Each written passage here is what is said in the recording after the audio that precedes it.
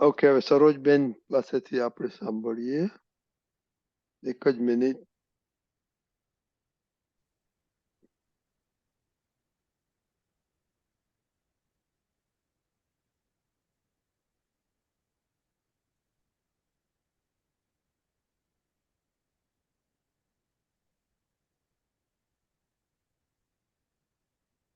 Okay Sarojben. જય સચ્ચિદાનંદ બિહારીઆનંદજી. જય સચ્ચિદાનંદ. જય સચ્ચિદાનંદ. અમી ભરેલી નજરે ઠારો હે સિમંદર સ્વામી રે શ્રી શ્રી હરિહંત પ્રેમલ પ્યારા હે સિમંદર સ્વામી રે અમી ભરેલી નજરો ઠારો હે સિમંદર સ્વામી રે નામ સ્થાપને દ્રવ્ય ભાવથી સન્માનિત સ્વામી ચાર ગતિથી ચ્યુતેશ્વર હે મહાવિદેહ ધામી સપનામાં દર્શન કદી આપો અતિશય ધારી સ્વામી રે અંતિમ પડદા ઉગાડી આપો હે સિમંદર સ્વામી રે અમી ભરેલી નજરે ઠારો હે સિમંદર સ્વામી રે અમે તમારા દેરાસરમાં આવી ઉભા સ્વામી ઉરમાં લઈને આશીષ દેજો સિદ્ધાર્થ માર્ગી વાલિદ છો બાળકને તેડો માત પિતામય સ્વામી રે ગૂંચવાયાને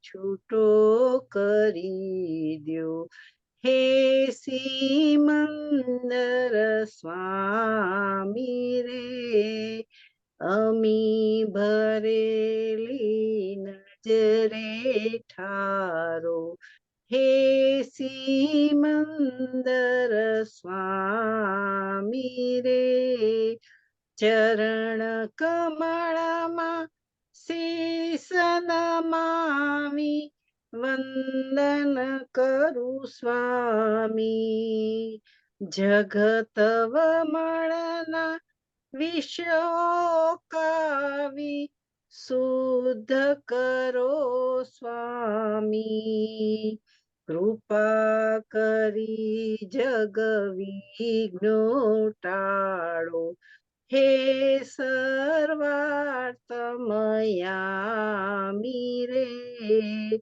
જ્ઞાનાંગમ કામી પાઓ હે સિમંદર સ્વામી રે અમી ભરેલી નજરે ઠારો હે સિમંદર સ્વામી રે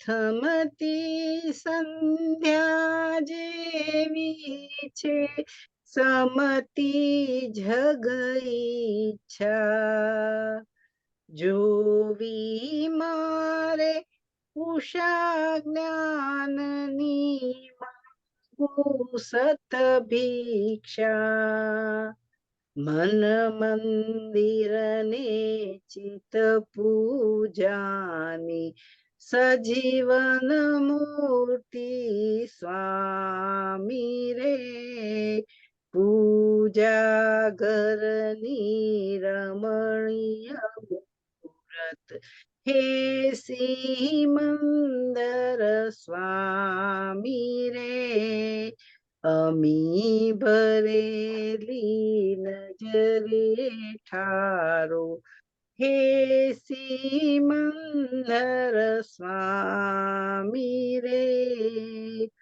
નવ અંગોની પૂજા કરવા સેવા દ્યો સ્વામી સર્વાંગી અભિષેકી ભક્તિ કેવળ સતગામી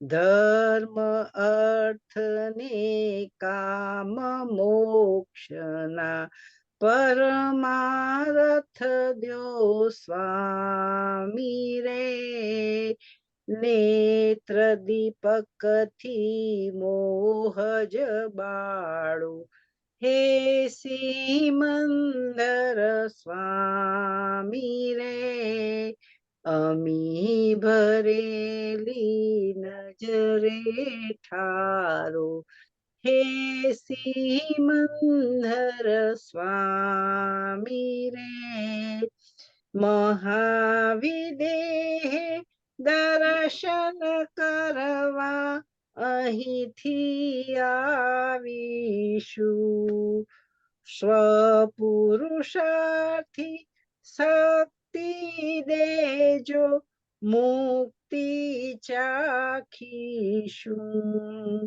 ભારત સાથે ઋણાનુબંધ અનંત સુખના સ્વામી રે મારો છેલ્લો કણ ઉખાડો હે સિમંદર સ્વામી રે અમી ભરેલી નજરે ઠારો હે સિમંદર સ્વામી રે જીવન નૈયા ચાલી વહી છે શ્રદ્ધાથી સ્વામી મોક્ષ સુખાની પાર ઉતારો ચાળક ઉષ પારી અહીંથી છૂટાપણું વર્તાવો વેદક જ્ઞાની સ્વામી રે અંતિમ શ્વાસે શરણે લેજો હે સિમંદર સ્વામી રે અમી ભરેલી નજરે ઠારો હે સિમંદર સ્વામી રે શ્રી શ્રી હરિહંત પ્રેમલ પ્યારા હે સિમંદર સ્વામી રે હે સિમંદર સ્વામી રે જય સચ્ચિદાનંદ જય સચે બહુ સરસ પદ કાઢ્યું ગાયું સરસ આમાં શું સમજવું છે તમારે આમાં સમજવું છે નામ સ્થાપને દ્રવ્ય ભાવથી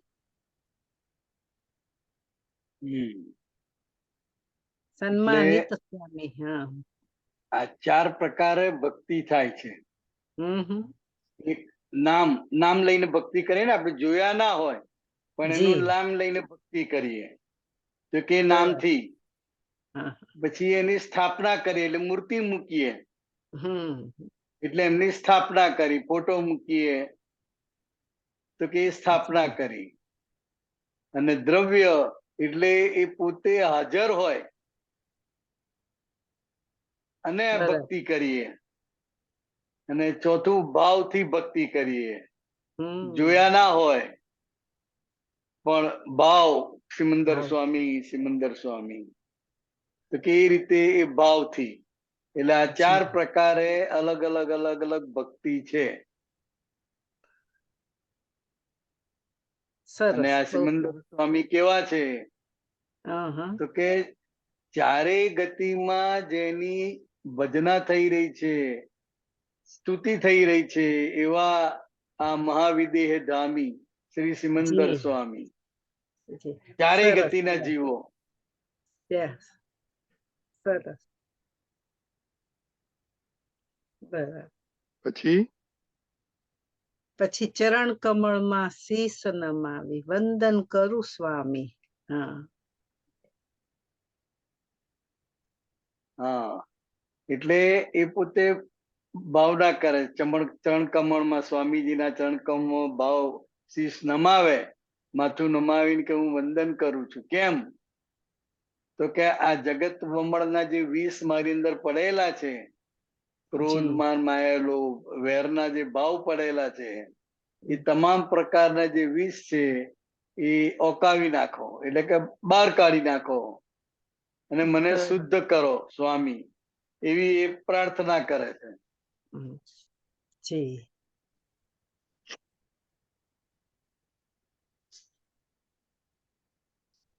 પછી પછી નવ અંગોની પૂજા કરવા સેવા દેવ હા, સ્વામી. એટલે તીર્થંકર ભગવંતોની 9 અંગે પૂજા થાય. જી. જમણા પગનો અંગૂઠો, પછી ડાબા પગનો અંગૂઠો, પછી જમણા પગનો ઢીંચણ, ડાબા પગનો ઢીંચણ, જી. પછી માથે, કપાળે, છાતીએ, 2 ખભે, જી. હા, અને 1 નાભીમ. એટલે આ રીતે 9 અંગે તીર્થંકર ભગવંતોની ભજના કરવામાં આવે છે, આરાધના કરવામાં આવે છે. એટલે સેવા જી. પૂજા કરે છે ને બધા, ત્યાં 9 જી. અંગોની રોજે પૂજા થાય. બરાબર. બહુ સરસ. સર્વાંગી અભિષેકી ભક્તિ કેવળ સતકામી. સ્વામી. હા. એટલે કે સર્વ પ્રકારે જે તમામ રીતે મન વચન કાયાથી બરાબર. બધી જ રીતે આ અભિષેક આપણે જે કરીએ છીએ સિમંદર સ્વામી બધાએ, તો કે અભિષેકી અમારી જે ભક્તિ છે સર્વ પ્રકારેની, તો કે શાના માટે? તો કે કેવળ સતકામી થઈએ, કેવળ સતને જ પામવા માટેની અમારી કામના છે. માટે આ તમારી 9 અંગોની પૂજા કરીએ છીએ, ભક્તિ કરીએ છીએ કરીએ છીએ. અને અભિષેક કરીએ છીએ. બહુ સરસ. બહુ સરસ. જી. પછી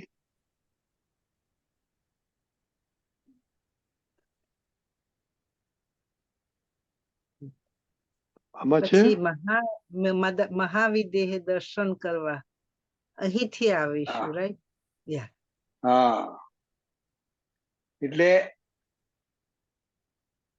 અત્યારે જે મોક્ષ છે એ આ ભરત ક્ષેત્રથી નથી, અને આ જ્ઞાન પ્રાપ્તિ પછી આપણી અંદર એવી દશા ઉત્પન્ન થાય છે જી. કે જે મહાવિદેહ ક્ષેત્રમાં, એટલે કે ચોથા આરામાં આપણો જીવ ત્યાં ખેંચાઈ જાય અને ત્યાં આપણો જન્મ થાય અને સિમંદર સ્વામીના દર્શન થાય.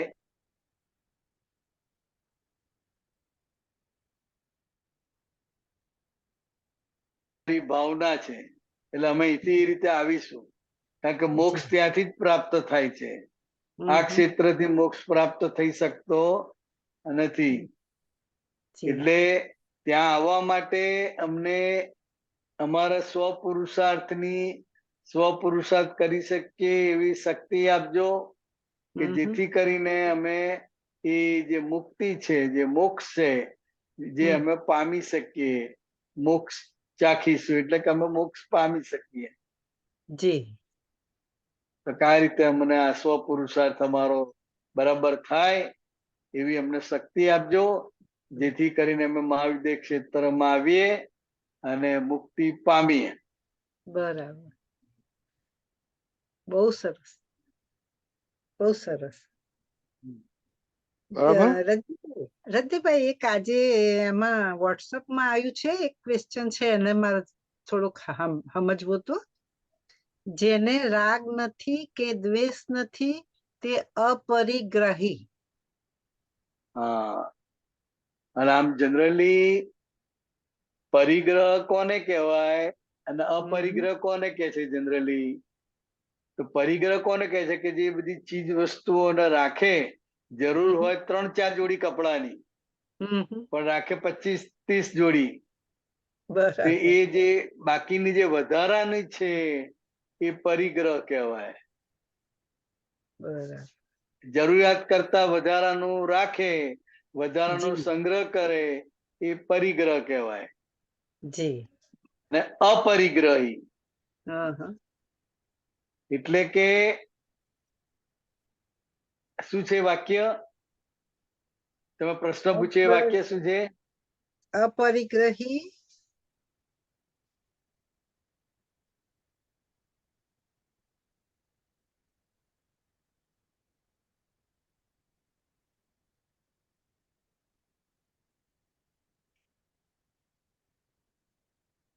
જેને રાગ નથી કે દ્વેષ નથી તે અપરિગ્રહી. બસ આટલું જ છે. એટલે એ ખરો અપરિગ્રહ એટલે આ જેને રાગદ્વેષ નથી. વસ્તુ હોય બરાબર, પણ એના માટે એને રાગદ્વેષ નથી, મૂર્છા નથી, તો એ અપરિગ્રહ કહેવાય. બરાબર. જનરલી જગતના લોકોએ વસ્તુને જ પરિગ્રહ માન્યો છે. જી. વધારે જોડી કપડા હોય, વધારે મોટું મકાન હોય, એટલે જગતના લોકોએ વસ્તુને પરિગ્રહ માન્યો છે. જ્યારે ખરેખર અપરિગ્રહી કોણ?